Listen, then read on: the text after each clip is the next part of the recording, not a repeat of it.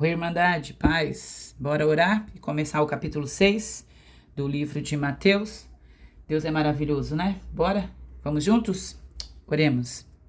Ó Deus, santo, justo, poderoso. Senhor, nós não nos cansamos de falar o quanto o Senhor é. O Senhor é tudo, tudo em todos. Nós te louvamos, Senhor. Nós bendizemos ao Senhor, ao teu santo nome. Obrigada, Pai, por esta palavra. Ser conosco no mais íntimo do nosso coração, que ao menos uma palavra ou uma frase fique em nossas mentes, enraizada a ponto de nos mudar e nos moldar segundo a tua vontade. Em nome de Jesus. Amém. Louvado seja Deus. Gente, eu tô um pouco engessada porque eu tô com o cabo segurando aqui o celular, ainda tô acostumando, tá? Mas vamos lá, devagarinho, acho que vocês sentiram no capítulo 5. Mas devagarinho eu vou me soltando. Eu sou mais espontânea, eu não consigo ficar presa, parada. E aí eu tô sentindo um pouco as amarras. Mas no fim dá tudo certo. O importante é que vocês consigam visualizar aí, tá? Em algum momento eu vou bater a mão, igual eu bati agora, o negócio balança. Mas bora. Vamos ler a Bíblia, que é o que interessa.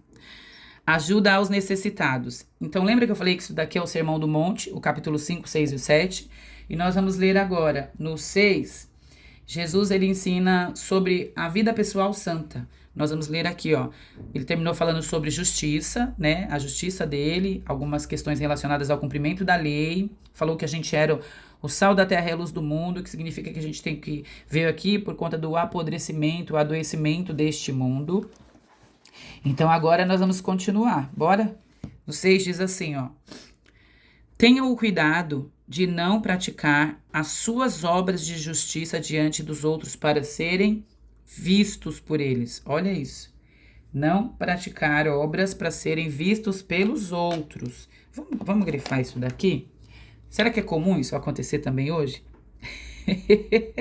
Não praticar obras para ser vistos pelos outros. Ele fala o quê? Tenham cuidado com isso. E aí nós vamos entender por que Jesus fala, tenham cuidado para não praticar as obras de justiça só para ser vistos, né? Só para serem vistos.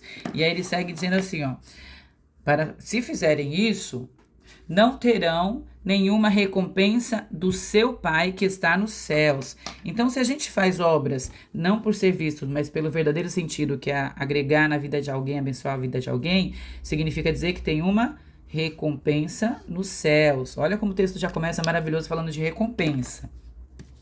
Aí ele continua aqui no 2. Portanto, quando você cuidar dos necessitados, não anuncie tocando trombeta, como fazem os hipócritas nas sinagogas e nas ruas, a fim de serem honrados pelos outros. Olha o que eles queriam.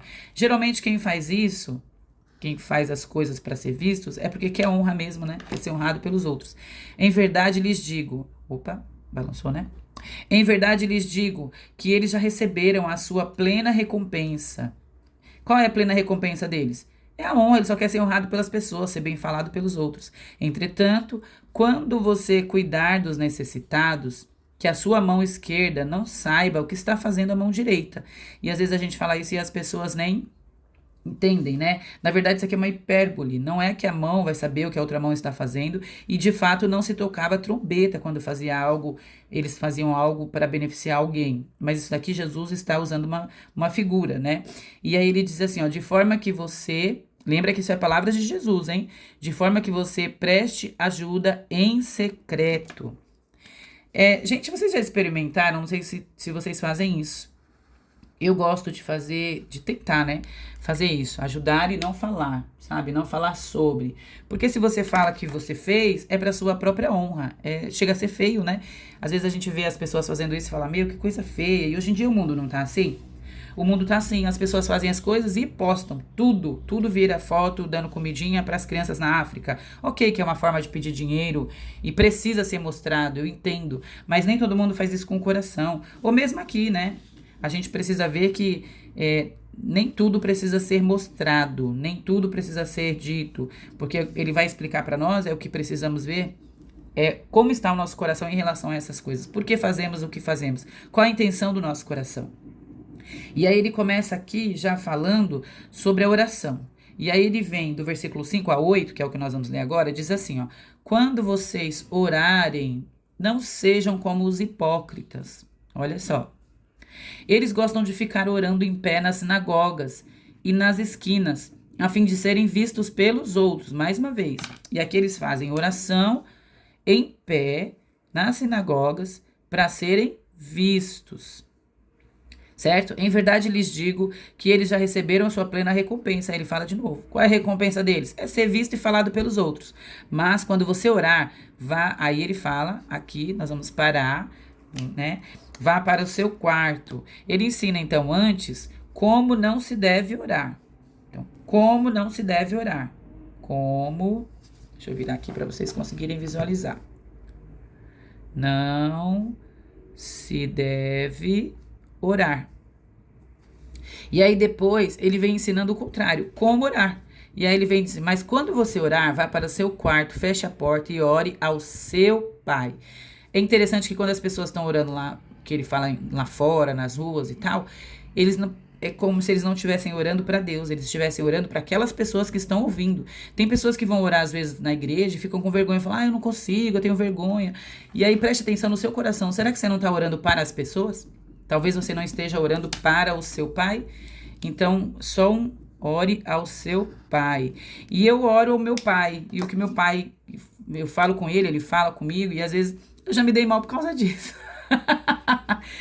Porque a gente ora, e às vezes eu fecho o olho e oro lá, e eu não me importo com o que está em volta, com quem está em volta, eu só falo com o Senhor. Só que às vezes a oração que eu estou fazendo é uma oração do secreto. Tem oração que é para fazer em público, mas também tem a oração do secreto. Eu já misturei as coisas e me dei mal. Mas um dia eu conto pra vocês como testemunho, mas vamos lá. A vida da gente é muito engraçada, né? Vamos lá. Então, o seu pai que vê em secreto o recompensará. Mais uma vez, fala de recompensa. Tem recompensa. E essa recompensa será que é aqui? O texto vai nos ensinar. Quando orarem, não falem por falar, como fazem os gentios, pois eles pensam que por muito falar serão ouvidos. E aí ele fala mais uma coisa aqui de como não se deve orar. Falar por falar. Ó, como fazem os gentios. Não orem, não falem por falar. Quando não sejam, portanto, não sejam como eles, porque o Pai sabe do que vocês precisam antes mesmo de lhe pedirem. O Pai sabe o que nós precisamos antes da gente falar. Oh, glória a Deus. O Pai sabe o que nós precisamos antes mesmo de falar. E aí ele vem trazendo o modelo da oração perfeita, que é a oração de Jesus, que a gente conhece como o Pai Nosso. Então, esse modelo, ele diz, é um modelo criado pelo próprio Jesus, e diz como nós devemos orar, que é do 5 a 8. E ele diz assim, começa, como a gente já conhece, né? Pai nosso que estás nos céus, santificado seja o teu nome, venha o teu reino, coisa maravilhosa. Seja feita a tua vontade na terra como no céu. Lindo isso, né? Ele vem reconhecendo o Pai como sendo nosso, maravilhoso, nos traz para um grupo. Nós pertencemos a um corpo de Cristo, e a gente vai ver isso ao decorrer da leitura das Escrituras. E aí ele vem continuar, que estás no céu, santificado seja o teu nome. Santificar o nome tem a ver com integridade. Porque o caso contrário seria profanar o nome, tá? E aí ele vem assim, venha o teu reino. Sabe o que significa isso? Nós devemos pedir que venha esse reino. Nós devemos orar por isso também. A gente ora só pedindo coisas. Peça então na sua oração que venha o reino do Senhor. Venha o teu reino. Ele nos ensinou, foi o próprio Jesus. E aí ele continua falando, seja feita a tua vontade, assim na terra como no céu. Às vezes a gente só quer e não ouve a vontade do Senhor. Dá-nos o pão nosso de cada dia. Pão todo dia. Todo dia o Senhor tem algo para nós. Perdoa as nossas ofensas, como também temos perdoado aqueles que nos ofendem.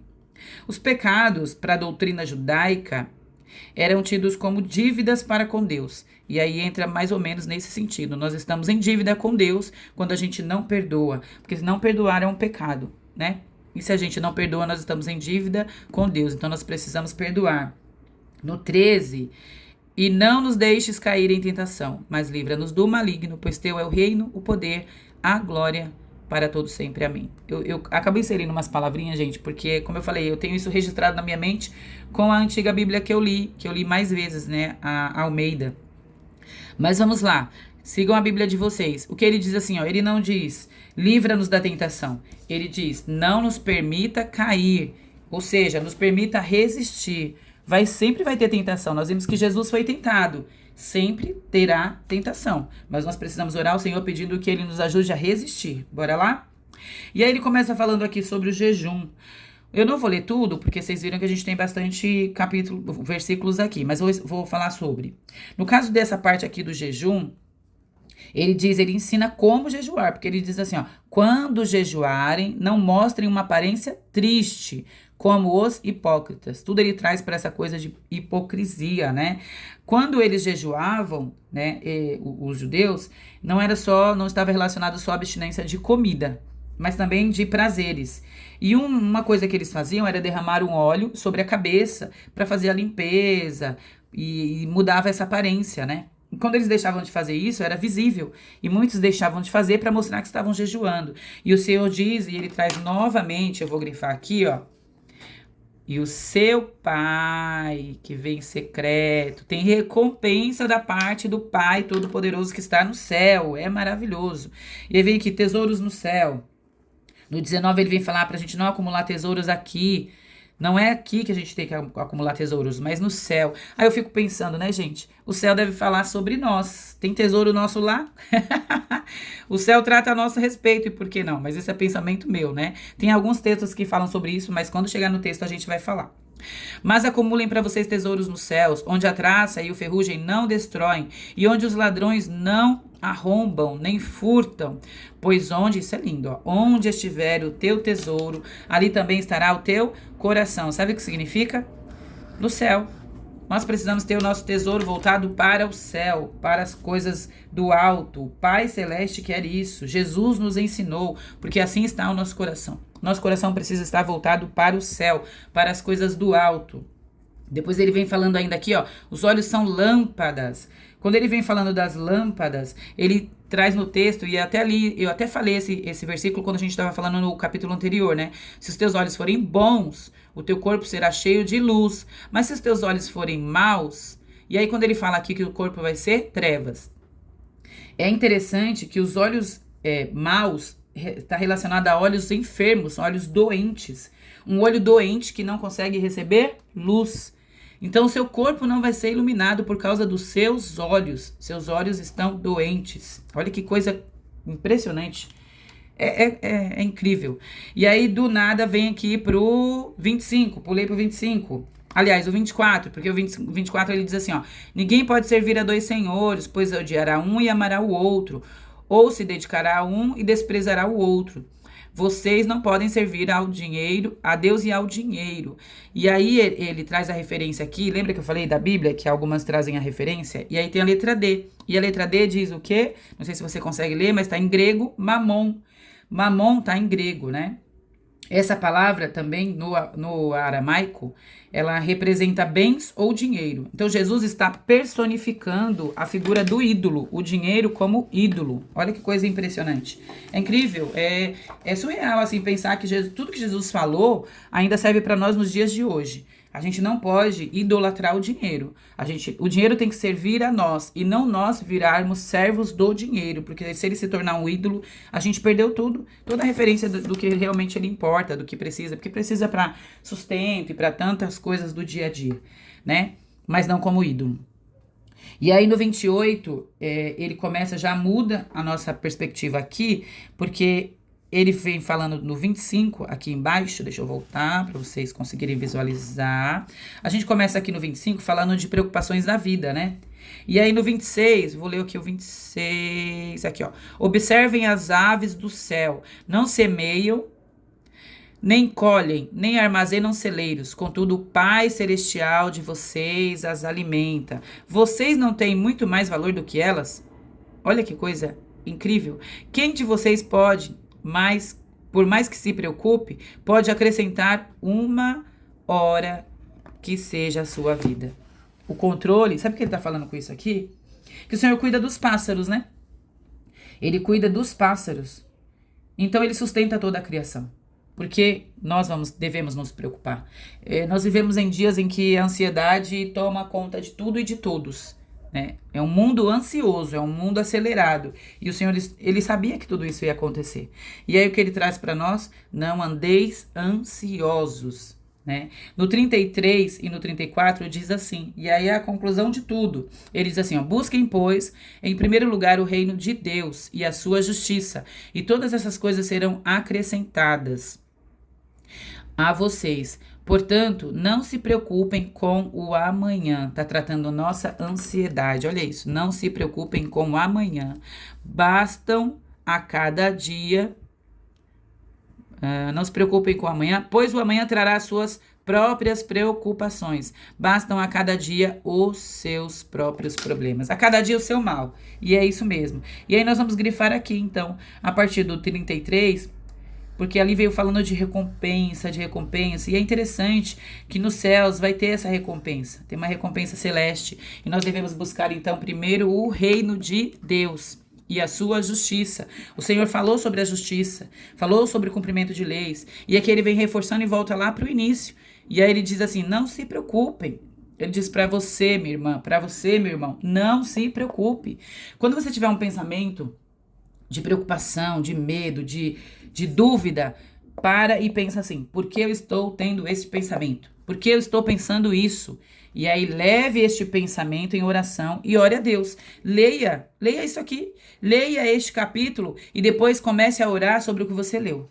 E você vai ver que essa preocupação vai embora. E o Senhor vai limpar a sua mente. Aos poucos você vai melhorando e vai conseguindo, e vai meditando nessa palavra, até que você vai ter essa mente de reino. E ter esse tesouro no céu. E louvado seja o nosso Deus, porque Ele faz isso. Eu creio e eu espero que você creia também. Deus assim nos abençoe, Irmandade.